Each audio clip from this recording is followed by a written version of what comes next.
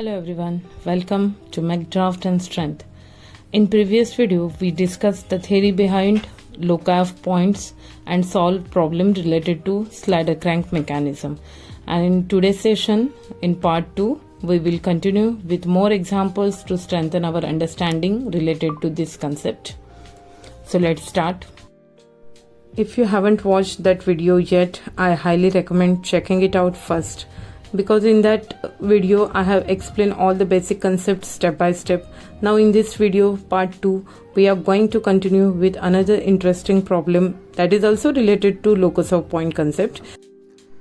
So let's see how the question may ask in exam. So in question the 80 mm dimensions are given. That rod OC, it is 80 mm long and it is rotated uniformly around O, means this rod get rotated uniformly around O.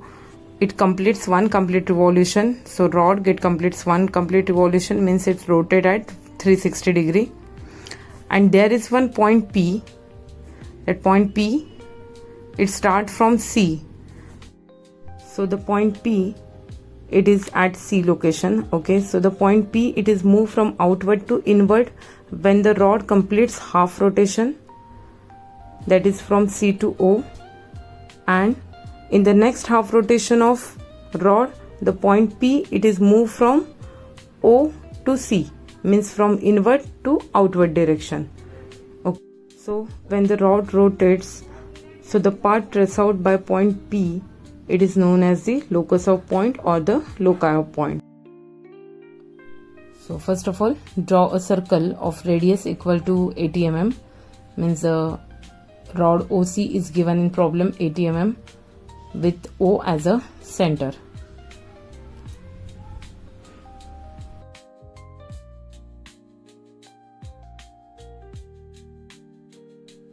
And divide the circle into 12 equal parts and name it as 1 dash, 2 dash, 3 dash up to 12 dash, and join all the points with center O. And next step, divide line OC in 6 equal parts and name that point starting from P. So why only 6 divisions are taken along OC?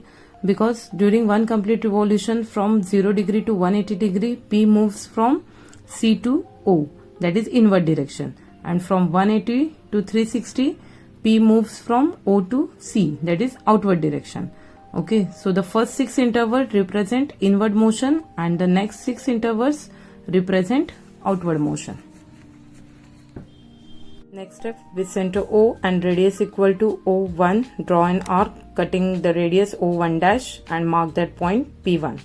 With center O and radius equal to O2, draw an arc cutting the radius O2 dash and mark the point P2. And in similar manner, obtain the points P3, P4, P5 and P6 at the origin. So for the next half rotation, P moves from O to C. So take a distance from O to 5, then cut the arc at O7 dash and mark the point as P7, and repeat the procedure for the remaining points. So join all the points by a smooth curve. And in this drawing I forget to mark point P. So the point P should actually be at the location of point C on the rod OC. So please note that point P lies where the C is shown. Okay, so alright, that's it for this video. In next video part 3 we will continue with next problem, so stay tuned.